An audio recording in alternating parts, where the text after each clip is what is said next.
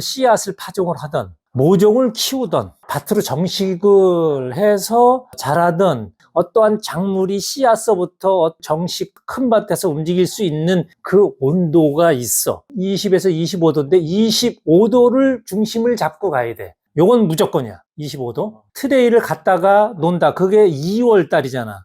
외부는 영하인데 이 안에서는 영상 25도는 맞춰줘야 된다는 거야. 바깥의 공기만 아니야. 밑에 땅까지. 트레이를 놓는 바닥까지도. 그럼 제가 씨앗 파종을 할 때 그 트레이에다가 상토를 넣어놓고 온도계를 재가지고 20도 이상을 맞춰줘야 된다. 그렇지 않으면 싹이 안 나오고 냉해를 입는다 이거지. 그러면 싹도 나오지를 않고 싹이 나왔다 하더라도 자라는 속도가 너무 더디고 물을 줄 때 물 온도는 몇 도에 맞춰줘야 돼요? 물 온도도 역시 마찬가지야.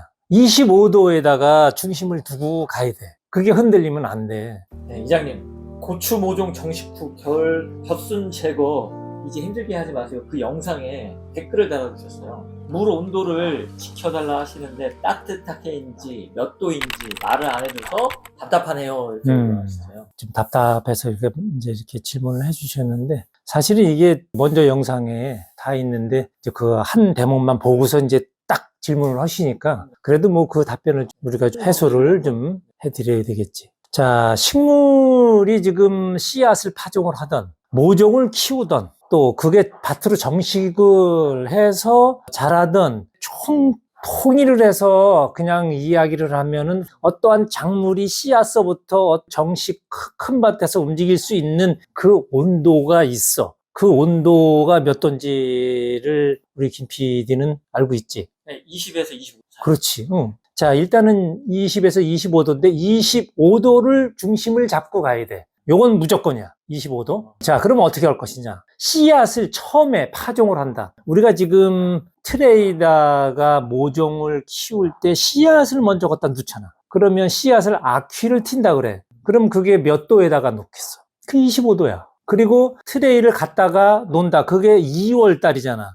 외부는 영하인데 이 안에서는 영상 25도는 맞춰줘야 된다는 거야. 바깥의 공기만 아니야. 밑에 땅까지. 판을 놓는, 트레이를 놓는 바닥까지도. 그래서 지금은 바닥에다 놔서 하려면 전열선을 깔아서 25도를 맞춰줘야 되고 최하 20도는 맞춰줘야 돼. 그러면은 지열을 네, 일단은 상토에다가 온도계를 꽂았을 때 20도 이상을 맞춰줘야 돼요. 그렇지. 그거는 아주 그냥 철칙으로 지켜야 되는 거야. 그게 떨어지면 안 돼. 그럼 제가 씨앗 파종을 할 때 그 트레이에다가 상토를 넣어놓고 온도계를 재가지고 20도 이상을 맞춰줘야 된다. 그렇지. 응. 그렇지 않으면 싹이 안 나오고 냉해를 입는다 이거지. 그러면 싹도 나오지를 않고 싹이 나왔다 하더라도 자라는 속도가 너무 더디고 좀 답답한 이런 게 있는 것이지. 자, 그래서 일단은 그렇게 진행을 한다. 그런데 지금 모종을 전문으로 키우는 분들은 지열을 체크 안 해. 이분들은 어떻게 하냐면은 트레이를 땅바닥에다가 놓지를 않아. 바닥에다 놓지를 않고 공중에다 띄워 놓지. 선반을 만들어서 층층으로다가 만들어서 그 위에다가 하고 그 안에 공기를 데펴버리지. 그러면 지열은 좀 쉽지 않은데 그 큰 아주 그냥 하우스 그 온실 전체를 25도에서 30도로다가 맞춰라. 그 효과로 그치 상토의 온도를 올리는 효과를 그 전체가 그냥 그 안에 들어가 있으니까 땅 바닥에 내려온 게 아니라 그 공중에 떠 있기 때문에 그 온도를 유지를 시켜줘서 그렇게 진행을 하는 것이지. 근데 이제 그건 에너지 효율이 어마어마하지. 뭐 에너지를 많이 지금 사용을 할 수밖에 없는 그런 거지. 겨울에 이런 걸 하다 보니까 물 온도는 그러면은 물을 줄 때 몇 도에 맞춰줘야 돼요? 물 온도도 역시 마찬가지야. 25도에다가 중심을 두고 가야 돼. 그게 흔들리면 안 돼. 아, 그러면은 트레이에서 물을 줄 때 25도에 맞춰가지고 물을 줘야 된다는 거죠? 그냥 주면 안 된다. 그렇지. 지금 여러분들이 혼동이 오는 게 집에서 모종을 키운다 예를 든다 그러면 바닥에다 놓을 수밖에 없어. 그걸 공중에다 띄워서 할 수 있는 시설이 없잖아. 그럼 바닥에는 뭐를 한다? 전기장판을 깔아둬라. 그러니까 뭐 쉽게 말하면 전기장판이야. 그래서 그걸로다가 해서 온도를 최하 20도에서 25도 사이를 맞춰준다. 이거는 아주 굉장히 중요한 거기 때문에 이렇게 해놓고, 자, 그 다음에 물 온도는 온실 안에서 아니면 25도에다가 맞춰서 물 온도도 그렇게 해서 물을 준다. 요거를 떠나면 안 돼. 그거를 꼭 지켜서 하게 되면은, 그럼 트레이에 25도의 물을 주게 되면 트레이는 계속 25도로다가 맞춰놨지만, 트레이는 대고 식는다고, 이게 계속. 그 토양이 약간의 토양이 있어서, 토양은 본분이 뭐냐면 온도가 너무 높으면 내리려고 그러고, 낮으면 올리려고 그러고, 흙 자체가 이렇게 뭐 움직이는 그런 성향이 있어. 그래서 외부 온도가 차기 때문에 계속 그쪽을 따라간다는 것이지. 그래서 25도의 물을 준다 하더라도 그 온도를 체크해 보면은 지열기를 꽂아놓고 25도 분명히 난 물을 줬는데 조금 있다 보면은 20도로 떨어져 버려, 그냥 금방. 그러니까 그런 걸 조심해서 하여튼 이 전열판을 20도에다가 최하 20도에다가 맞춰 놓는다. 물 온도는 25도로 항상 맞춰서 물을 준다. 이거는 아주 철칙으로 하고 그냥 해야 되는 거니까 꼭 지키셨어야 돼요. 그러면 이제 모종에서 정식으로 나갈 때 그러면 어떻게 해요? 똑같아요, 그것도 똑같아요. 지금 정식으로 나갈 때 외부의 온도는 좀 쌀쌀하다 이거지. 5월 초순에 보통들 모종들 많이 내잖아. 그러면 지열을 꼭 체크해 봐요. 지금 지열을 보겠습니다. 21도인 것 같아요? 이제 그 바깥에 나가서는 물을 대표해서 줄 수는 없어. 그렇지? 그래서 지열을 꼭 체크를 해서 지열이 20도 이상 오른 후에 정식을 한다. 이걸 아주 철칙으로 가지고 가야 돼. 그래서 이장님이 5월 9일 날 아침에 6시에 확인하셔가지고 지열이 20도 이상이 됐다. 그래서 이제 그때 정식으로 하시게 된 거죠, 그날. 그렇지.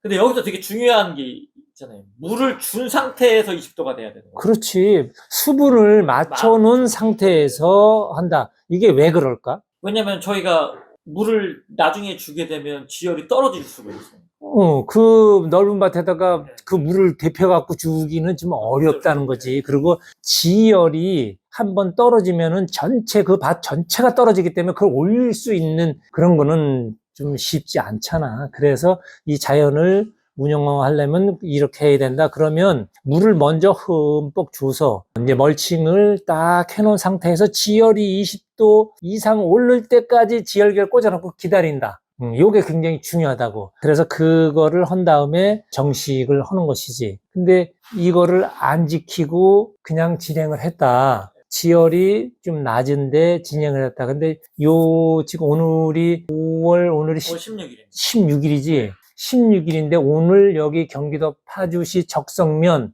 율포리 내가 살고 있는 이곳의 온도가 영상 3도였어. 어저께는 비가 왔어. 자, 지열이 어떻게 됐을까? 떨어졌죠. 많이 떨어졌지. 그런데 지금 먼저 얘기한 수분을 맞춰서 비닐을 멀칭을 한 후에 지열이 20도 이상 올라온 후에 모종을 냈다. 그러면 이곳의 지열은 비가 왔는데 그 빗물이 들어가서 차갑게 했을까 안 했을까? 바로 그거지. 그리고 오늘은 아침에 영상 3도로다가 그냥 한번 흔들고 들어왔는데 이 고추는 이 뿌리, 지열이 20도 이상을 유지하고 이걸 있기 때문에 얘는 냉해를 안 받는다 이거지. 근데 이거를 지키지 않았어. 그럼 오늘 냉해 다 받아서 어떻게 한다? 농약방에 가서 뿌리 활성제를 살 수밖에 없다. 이제 이런 일들이 많이 벌어지지. 그래서 요거를 알고 우리가 정식을 한다 그러면 내가 이야기하는 데다가 이걸 한다 그러면 조금 번거롭고 까다로울 수도 있어. 그리고 모종을 그러니까 보통 사람들이 지금 막 다 시작하고 할 때 안 해. 그러니까 좀 늦는다 이런 생각을 가질 수가 있어. 그렇지만 자연이야 이게. 그래서 요거를 맞춰서 하게 되면 그 농약 좀 많이 줄일 수 있어. 그러면 연구원 여러분들이 좀 편안하잖아. 자연에다 좀 맡기고 이렇게 진행을 하게 되면 그럼 모종 한 대세? 그래봐야 5일? 빠르면 열흘인데 지금 오히려 늦게 낸 그 고추 모종, 오이 모종이 훨씬 더 빨리 수확을 해.